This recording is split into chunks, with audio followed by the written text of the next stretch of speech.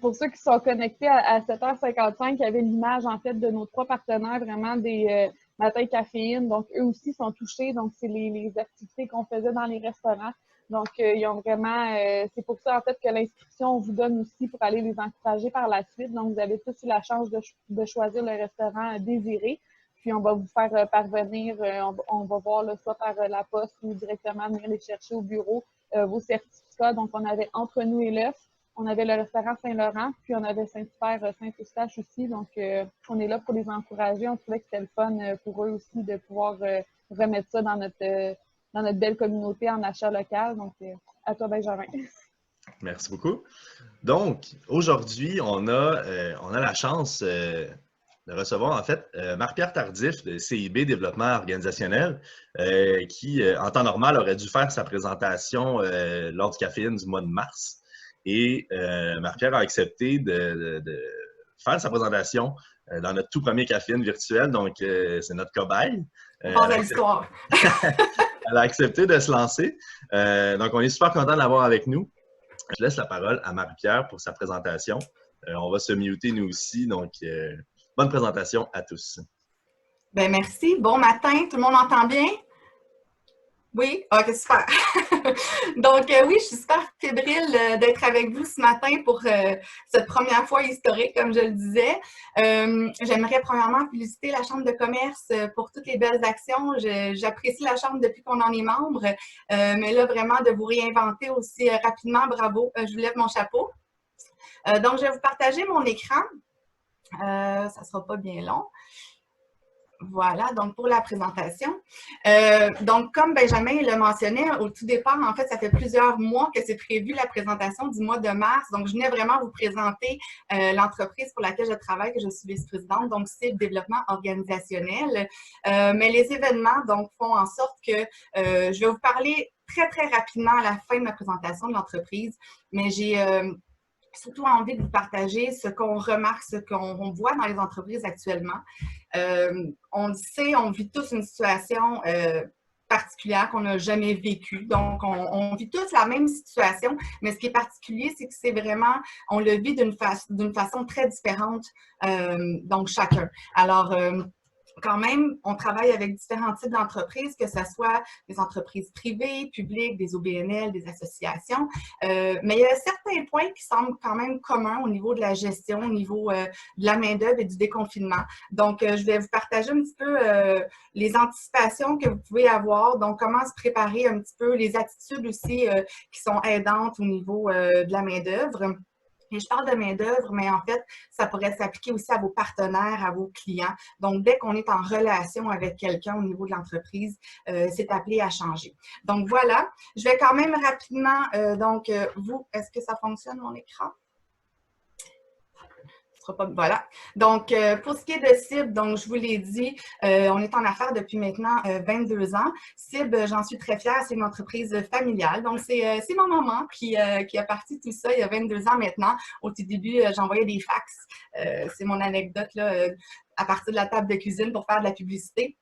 Et CIB, en fait, on se spécialise vraiment dans nos 3 grands services, si je peux dire. Donc, le recrutement, la formation et le coaching. Et on se démarque, je vous dirais, de la compétition par vraiment la simplicité dans nos relations, la flexibilité dans nos actions et l'efficacité dans nos interventions. Donc, chez nous, oui, on a des synopsis de formation. Oui, on a des façons de travailler qui sont assez standards, mais on s'adapte toujours à nos clients. Pour nous, c'est vraiment très important. Donc, si vraiment j'embarque, là, je vous ai présenté rapidement, mais j'embarque dans le vif du sujet parce que 15 minutes, je vous avoue que c'est un peu affolant. Je pourrais en parler pendant des heures. C'est ce qu'on vit actuellement, c'est particulier. C'est du jamais vu, comme je le disais. Donc, il y a plein de choses à laquelle on peut penser. On pourrait en discuter en un à un ou en groupe, mais chacun a son opinion, son idée. Donc, on est dans une période très créative, si je peux dire, en ce moment. Mais vous, comme gestionnaire, comme entrepreneur, qu'est-ce que vous pouvez anticiper avec le déconfinement qui s'en vient? On le sait, j'imagine que la majorité des gens ici ce matin font partie de la MRC de Montagne. Donc, au tout départ, c'est le 19 mai. Le 19 mai, oui, quand on était supposé être déconfiné, ça a été reporté au 25. Et qui sait, ça sera peut-être reporté à nouveau. Mais ce n'est pas quand on est rendu à la date prévue que c'est le moment de penser à certaines choses. Il faut prévoir à l'avance. Et qu'est-ce qui va vous affecter, si je peux dire, comme gestionnaire, lorsque vraiment on va reprendre nos activités? Bon, premièrement, bien entendu, ça va être une gestion du changement en mode accéléré. Okay? La gestion du changement, auparavant, on pouvait la prévoir sur plusieurs semaines, mois, voire années. Maintenant, on parle en termes de jours. Donc, c'est très, très rapide. Donc, il faut penser à des nouvelles procédures, à des nouvelles façons de travailler. Il va falloir former nos employés à tout ça. Et je reviens au point de nouvelles façons de travailler. En fait, nous, comme gestionnaires, on peut vouloir imposer des nouvelles choses à notre équipe, okay? Parce qu'on est confronté à des nouvelles choses dans notre réalité. Mais on peut aussi être appelé à modifier des choses suite à ce que nos clients ou à nos partenaires ont besoin. Ça se peut que votre fournisseur ne puisse plus livrer au moment convenu. Okay? Donc, ça va nous amener à changer nos méthodes de travail aussi. Donc, ça, c'est des choses qu'on ne peut pas nécessairement prévoir tout de suite. Ça se peut qu'on soit pris de court. Donc, ça se peut qu'on doive prendre des décisions très rapides et mesurer leur impact pratiquement en claquant des doigts. Quand je pense à une décision rapide, je pense à une boutique, par exemple, qui réouvrirait ses portes le 25 mai, par exemple, si ça se fait. Bon, si la personne décide que moi, mes clients doivent maintenant entrer avec un masque, c'est la politique de mon magasin maintenant pour protéger mes employés. Qu'est-ce qu'on fait si, une fois dans le magasin, le client décide d'enlever son masque? Je m'excuse, Marie-Pierre. Je suis désolé, je ne voulais pas t'interrompre. On m'a dit, moi, ça fonctionne bien, mais il y a quelqu'un qui m'a dit qu'il ne voyait pas ton écran. Est-ce que c'est le cas? Là, je ne vois plus vraiment le visage de tout le monde. Est-ce que ça fonctionne bien pour tout le monde? C'est peut-être juste Isabelle Mathioli qui a un petit problème avec son... On me dit que les messages rentrent. Dans le chat. OK, parfait. OK. Isabelle, on va te l'envoyer après, Isabelle, pour toi. Ça va tout être enregistré, Isabelle, fait que écoute, peut-être, je ne sais pas quoi te dire. Sinon, peut-être essaie de quitter et de revenir, Isabelle, je pourrais t'admettre avec le code. La réunion n'est pas fermée, donc tu peux revenir. OK, voilà. Je suis désolé, Marie-Pierre, je te laisse. Il n'y a pas de problème. Donc, comme je le disais, si une personne entre dans la boutique, décide de ne pas porter le masque, qu'est-ce qu'on fait comme gestionnaire, comme gérant, par exemple? Le premier réflexe, ce serait peut-être de dire, ben, la personne ne respecte pas le règlement du magasin, on la sort. Parfait. Mais on est dans un contexte très différent de ce qu'on a connu auparavant. Donc, là, il faut se remettre en contexte que la boutique n'a pas pu peut-être faire de vente en ligne dans les dernières semaines. Il n'y a peut-être eu aucun revenu pour l'entreprise dans les dernières semaines. Donc, la vente de ce client potentiel-là est très importante. Alors, on se prive d'une vente. Et si on laisse la personne ne pas porter de masque, qu'est-ce qu'on envoie comme message aux autres clients? Donc, c'est tout ça quand je dis qu'il faut prendre des décisions rapides et mesurer les impacts. Ça va être ça aussi dans les prochains jours, semaines, voire mois. Il va aussi falloir penser à du recrutement.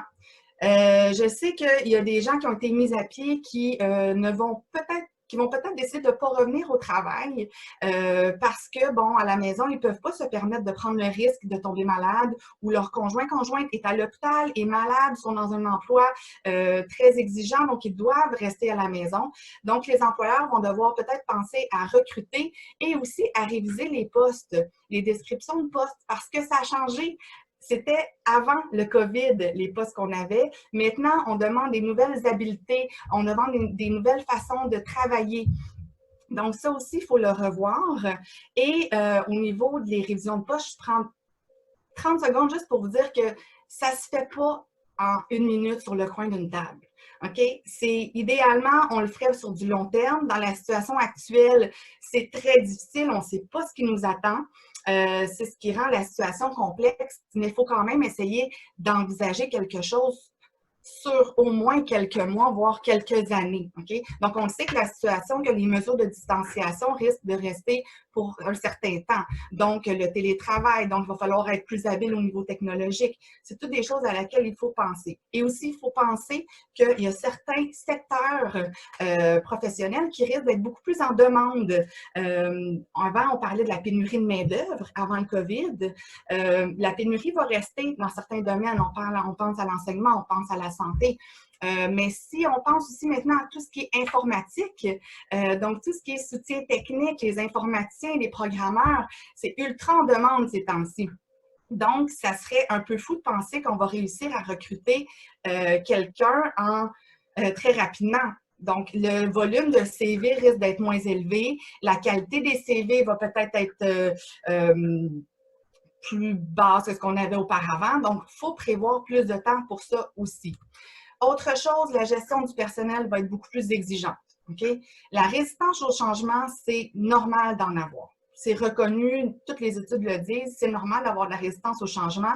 Il y en a que ça va être plus facile que d'autres. Mais ce qui est particulier actuellement, c'est qu'on vit du changement dans toutes les sphères de nos vies. Okay? Habituellement, quand on vit du changement au travail, on essaie que la situation à la maison soit un peu plus stable. Ou si on vit du changement dans nos vies personnelles, bien, on essaie qu'au travail, que ça soit plus stable, à moins vraiment volontairement de donner un coup de barre. Mais ici, c'est toutes les sphères de notre vie. Personne ne peut dire qu'on a la même vie qu'il y a 8 semaines. C'est ce qui est particulier. Donc, comme employeur, comme gestionnaire, on le sait que nos employés vivent des situations difficiles. Et à la maison, quand même, il y a un certain contrôle qu'on peut avoir. Oui, on vit du changement, mais on contrôle notre épicerie, on contrôle les règles qu'on donne à nos enfants, on contrôle quand même un certain paramètre, chose qu'on ne contrôle pas au travail. Okay? Donc, la résistance risque d'être encore plus forte au travail. Ça, il faut s'y attendre. Ça va amener aussi beaucoup d'instabilité émotionnelle. Donc, il y a des journées où ça se peut que vos employés soient de bonne humeur, puis d'autres où ça se peut qu'ils soient ramassés à petite cuillère, comme on dit, qui ont envie de pleurer, qui vivent des frustrations, des colères. C'est tout à fait normal. On en parle de plus en plus que la santé mentale est vraiment... on va en entendre de plus en plus parler. Je vous dirais là-dessus que ça a été... il y a une étude qui est sortie dernièrement, c'est d'ailleurs Isabelle, ma présidente, qui m'en parlait hier, des moments de 90 secondes où on peut se permettre d'évacuer le négatif, de chialer, de dire ce qui ne fait pas notre affaire, de pleurer s'il faut. Mais des 90 secondes, c'est vraiment calculé, contrôlé, mais par la suite, après, on a comme évacué et là, le positif peut renaître de tout ça. Okay? Donc, essayez de ne pas tout le temps mettre un bouchon sur ce qu'on vit, de se permettre de vivre nos frustrations, nos colères. Puis après ça, 90 secondes, c'est contrôlé. Puis après ça, ça va mieux. Okay? Ça peut être plusieurs fois dans la journée si vous en avez besoin, mais de permettre ce moment-là aussi à vos employés. Vous voyez qu'il ne file pas. Prenez 2 minutes avec lui. Comment ça va? Vas-y, déverse là, ton trop-plein, je t'écoute, mais après ça, on reprend notre journée et ça va bien aller. On est ensemble là-dedans. Il va y avoir de la fluctuation au niveau de la productivité, bien entendu. Il y en a sûrement certains qui l'ont déjà vécu. Le télétravail, c'est une expérience. Chez CIM, moi, ça fait longtemps que je fais du télétravail, mais jamais avec des enfants. Je ne vous cacherai pas que c'est un défi depuis 8 semaines d'avoir un enfant de 4 et 6 ans. Ça se peut qu'il débarque, je vous le dis tout de suite. 4 et 6 ans à occuper, travailler. Donc, il y a des journées où si mon conjoint est à la maison, je peux être ultra productive et le lendemain, j'ai l'impression de pas être au bureau. Donc, c'est tout à fait normal et ça, il faut l'accepter comme gestionnaire aussi. Et il faut aussi penser que nos employés n'ont peut-être pas le confort que nous, on a à la maison si vous êtes en télétravail. Il y en a qui travaillent de la table de cuisine, d'un petit coin dans leur chambre. Il y en a qui ont l'opportunité d'avoir un bureau. Donc, c'est très différent. Il ne faut pas penser que notre réalité est ce que les autres vivent. Donc ça, on a peut-être tendance à l'oublier assez souvent. Il va falloir aussi bien doser notre empathie versus les attentes qu'on a. Donc oui, on est empathique à la situation de nos employés, de nos clients, de nos partenaires, mais comme entreprise, comme gestionnaire, comme entrepreneur, on est en mission, on est en survie. On veut que notre entreprise survive à la crise. Donc, on a nos clients, nos partenaires ont des attentes. On doit respecter ça, nos engagements. Donc, qu'est-ce que je suis prêt à accepter comme employeur de mes employés? Je peux accepter un certain délai, mais le délai jusqu'à quand? Quelques heures de retard dans un dossier, quelques jours, quelques semaines? Il va vraiment falloir se positionner là-dessus. Donc, vraiment, au niveau des attitudes, ce qui va vous aider, c'est bien entendu d'être compréhensif, d'être à l'écoute de vos employés. D'être ouvert d'esprit, d'être ouvert au changement. Donc, oui, vous demandez des changements à votre personnel, à vos clients, à vos partenaires. Mais est-ce que vous êtes ouvert aussi au changement que les autres vous imposent? Il faut être ouvert dans les deux sens, c'est super important, et ouvert à entendre l'opinion de vos employés.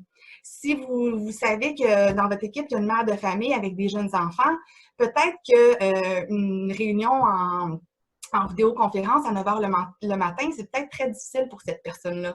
Donc, il va falloir peut-être la déplacer en après-midi quand les enfants font la sieste. Il faut accepter ça ou accepter que la personne peut malheureusement pas être présente. Donc, il faut aller de l'avant, il faut être créatif. Il faut donc avoir une capacité d'adaptation, être flexible et idéalement mettre en place les 3 conditions d'épanouissement. Donc, si vous faites sentir à vos employés, à vos clients qu'ils sont utiles, qu'ils sont compétents et surtout appréciés, vous allez avoir le meilleur d'eux. Même dans des situations difficiles, ça fait longtemps qu'on l'expérimente chez Cible et quand on met ensemble ces 3 conditions-là, utiles, compétents et appréciés, on a le meilleur de nos employés toujours. Mais bref, au bout du compte, c'est quoi la clé du succès dans tout ça? C'est simple, hein? C'est simplement la communication. Et la communication, c'est la base de tout, c'est la base des relations humaines. Donc, la communication, dans la communication, j'ai aussi en tête l'écoute. Est-ce que vous faites de l'écoute active? Quand quelqu'un vient vous voir, que ce soit un client ou un employé, est-ce que vous l'écoutez vraiment? Est-ce que vous entendez vraiment ce qu'il dit? Idéalement, reformuler. Ah oui, OK, je comprends. Donc, ce que tu viens de me dire, c'est ça. Premièrement, vous allez éviter beaucoup de conflits. OK? Et actuellement, on est tellement sous tension, il y a tellement de stress, il y a tellement d'angoisse que parfois, un mot peut être mal interprété et ça change tout. Ça va changer vos relations. Donc, assurez-vous d'avoir bien compris le message. Assurez-vous aussi que votre non-verbal parle, mais parle de la bonne façon. Si vous dites à vos employés « Oh oui, ça va bien aller », mais que de l'autre côté, vous semblez super anxieux, vous êtes désorganisé, vous êtes paniqué, votre message ne passe pas du tout, là. OK? Donc, il faut que votre non-verbal, que vos mots représente bien votre état d'âme et vous pouvez le dire aussi. On est des humains. Donc, de dire comme gestionnaire, comme employeur, écoute, moi aussi, j'ai mes craintes, puis moi aussi, là, le changement, je suis tannée. Je suis tannée, mais regarde, on va prendre ça petite bouchée par petite bouchée, puis on va y arriver ensemble. OK? Mais sache que moi aussi, je trouve ça difficile, puis c'est correct. C'est correct. Il n'y a pas personne qui a dit que la situation actuelle qu'on vit était agréable, mais il faut s'y faire. Donc, de bien communiquer, d'utiliser les bons mots, d'avoir une écoute et un non-verbal qui représente vraiment ce qu'on veut dire. Donc, à travers tout ça, je sais que je vais très vite ce matin, mais ce que je veux vous dire, c'est qu'on n'a pas tous ces habiletés-là comme gestionnaire. C'est des habiletés de gestion qu'on peut développer. Et actuellement, au niveau du gouvernement, il y a plusieurs subventions qui ont été lancées, dont une très intéressante qui est le PACMI COVID-19, sûrement que plusieurs personnes en ont entendu parler, qui couvre la majorité des frais de formation. Donc, pour nous, chez Cible, comment on peut vous aider et tous nos services sont offerts, sont subventionnables, si ça se dit. Donc, vous pouvez obtenir une subvention du gouvernement. Donc, si vous souhaitez, si vous avez des employés actuellement là, qui n'ont pas beaucoup de travail, mais vous voulez les garder en emploi, puis vous savez que vous aurez à recruter, bien, chez nous, on a une attestation en recrutement du personnel. Donc, une formation à distance selon vraiment les moments où vos employés où on couvre l'ensemble d'un processus de recrutement. Donc, à la fin, là, votre employé, il sait comment recruter de façon structurée, de façon professionnelle. Cette attestation-là, elle est reconnue par l'Ordre des conseillers en ressources humaines agréées du Québec. On en est très fiers depuis plusieurs années. On offre aussi, bien, ça ne vous tente pas d'être formé au niveau du recrutement? On va le faire pour vous. On va le faire pour vous. On est très différent d'une agence de placement et des chasseurs de tête, je tiens à le mentionner. Notre fonctionnement, en fait, c'est comme si on se greffait à votre équipe pour un temps X, le temps que vous choisissez. Quand je dis qu'on est flexible, c'est jusque-là. Donc, on peut faire certaines tâches au niveau du recrutement. On peut le faire au complet pour vous. Il n'y en a pas de problème avec nous. On peut aussi vous aider au niveau des conseils en gestion des ressources humaines. Vous ne savez pas quoi faire, vous avez un conflit à l'interne, vous avez des difficultés au niveau de vos priorités, de votre stress. On peut vous aider. Donc, on peut aussi vous aider au niveau de la formation. Donc, toutes nos formations en salle de 7 heures, on les a mis en webinaire de 3 heures. Donc, pour que ça soit plus facile pour les participants, moins difficile à suivre une formation de 7 heures en webinaire, c'est extrêmement exigeant. Donc, c'est des 3 heures maintenant. Et encore là, tout est toujours personnalisé en fonction de l'entreprise ou du client. Et on a aussi le coaching, donc soit un programme de développement des compétences où on travaille sur des habiletés de gestion très précises ou sinon du coaching ponctuel vraiment en fonction de vos besoins.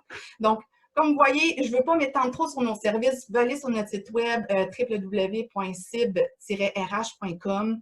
Vous pouvez aussi m'appeler. Vous allez trouver mes coordonnées sur le site de la Chambre de commerce. Ça va vraiment me faire plaisir de discuter avec vous. De vous donner certains renseignements, ça peut aider aussi au niveau de la subvention PACMI. Puis je sais que la Chambre de commerce est vraiment active. Ils ont beaucoup d'informations qu'ils peuvent vous donner aussi. Donc, voilà. Je ne sais pas si j'ai débordé de mon 15 minutes, Benjamin. J'ai essayé de filer. Est-ce que je suis dans les temps? Oui, on arrive à la fin, donc c'est vraiment parfait. Oh! Voilà. Donc, écoutez, j'espère que ça vous a aidé un petit peu tout ça. Il y a certaines choses auxquelles vous aviez peut-être pensé, mais peut-être que ma présentation vous fait penser aussi à d'autres éléments qui vont se produire dans votre entreprise. Mais il faut rester ouvert, il faut rester surtout positif. Merci beaucoup, Marie-Pierre. Merci pour cette présentation. Je pense ça me fait plaisir. Ça a été hyper apprécié. Tu peux retirer ton partage d'écran. Oui. On va pouvoir revoir tout le monde.